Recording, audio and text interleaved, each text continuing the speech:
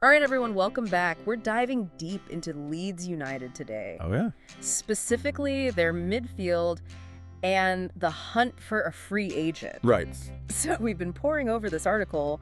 FARC greenlights Leeds plan to sign midfielder with 7 times capped France international favored. Okay.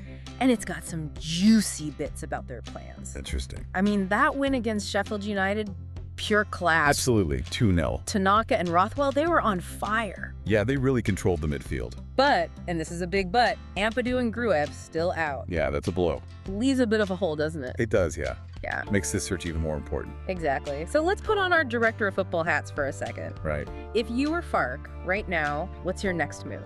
Well, first off, you have to realize it's not just about getting anyone through the door, right? It's got to be the right fit for FARC's system. Tactically. Exactly. Need someone who can slot in, cover specific roles. And I imagine with such a young squad, experience is gold dust. 100%. A steady head in that midfield. Someone to guide the youngsters. Right. Now, the article mentions they were keen on Chiku Kuyate. Yeah, but that one stalled, didn't it? Seems like the financials might not have lined up. Right. Then there's Francis Coquelin, a familiar face. Premier League pedigree, that's for sure. But the name that really jumps out? Yosuha Gilavogi. Now there's an intriguing one. Intriguing, and apparently spotted at that Sheffield match. Can you imagine, eh? FARC, eyes peeled, analyzing every move. Must have been like an undercover scouting mission. So what kind of player is he? Fill us in. Right, so Gilavogi, think classic defensive midfielder, that's his bread and butter.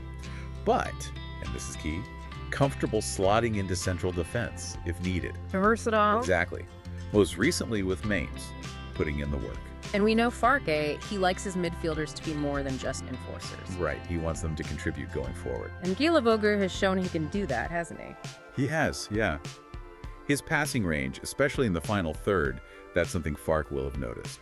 And it's not just about what he does on the pitch, is it? No, not at all. FARC was quoted in the article, and I quote, "We need someone who can teach and educate our younger players." Music to my ears, that is. Mentorship, crucial in any dressing room, but especially at a club like Leeds. The pressure cooker, the expectations, young lads need that guidance. And Gilavogi, he's been there, done that. Exactly. Played at the highest level, that kind of experience is invaluable. He could be that calming presence on and off the pitch. Absolutely, a steadying influence. So Gilavogi, he seems like the front runner, doesn't he? On paper, he ticks a lot of boxes. But let's say, hypothetically, it's down to him and Copeland. Okay, interesting. What are those deciding factors for you? Well, for me, it all comes back to style, how they'd fit into FARC's system. Give us the tactical breakdown.